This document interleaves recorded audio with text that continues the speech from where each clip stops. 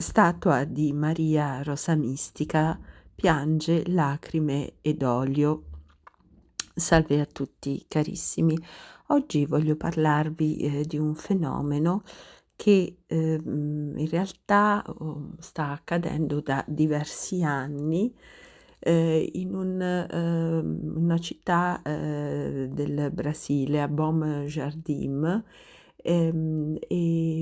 Praticamente, ecco, che cosa sta accadendo? Sta accadendo che, in questa città c'è una chiesa, dove si trova una cappellina che custodisce un'immagine di Maria, Rosa Mistica.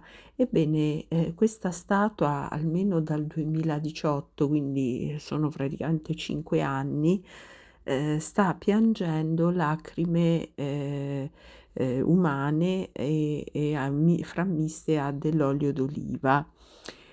Pare che questa statua di questa Madonnina, che potete vedere nelle immagini, abbia operato, diversi miracoli.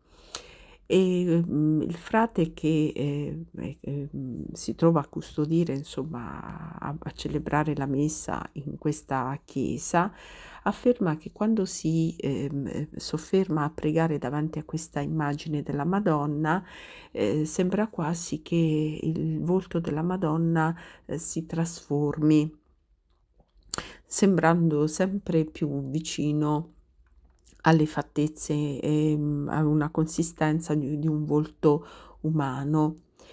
La prima volta che, questa statua della Madonnina pianse fu in un momento in cui, il frate, si trovava davanti a lei e stava, compiendo un momento di preghiera personale.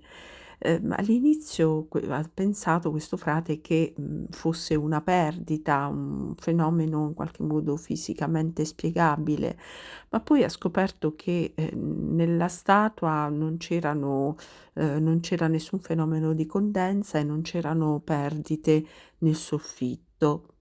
Il frate ha detto che questa immagine piange sempre quando accade qualcosa di brutto a uno dei figli prediletti, della Madonna.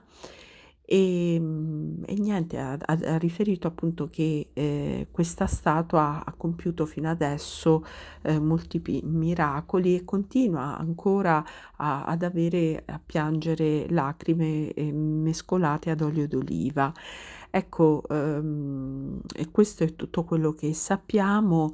Non possiamo far altro insomma che aspettare che, la Chiesa si esprima in tal senso su questo fenomeno che è ancora in corso e, come sappiamo, insomma, la Chiesa deve raccogliere tutte le informazioni possibili e immaginabili prima di poter dare un parere. In genere si esprime nel momento in cui il fenomeno ha una conclusione, come anche nel caso delle apparizioni. Quindi attendiamo con fiducia di sapere qualcosa di più e nel frattempo, ecco, vi lascio queste immagini meravigliose, dinanzi alle quali pregare e davanti alle quali commuoversi anche, sostare in una preghiera personale per chiedere con tutto il nostro cuore alla Madonnina tutte le grazie di cui abbiamo bisogno, e offrendoci anche per poter asciugare, quelle lacrime con, il frutto dei nostri sacrifici e con le nostre sofferenze.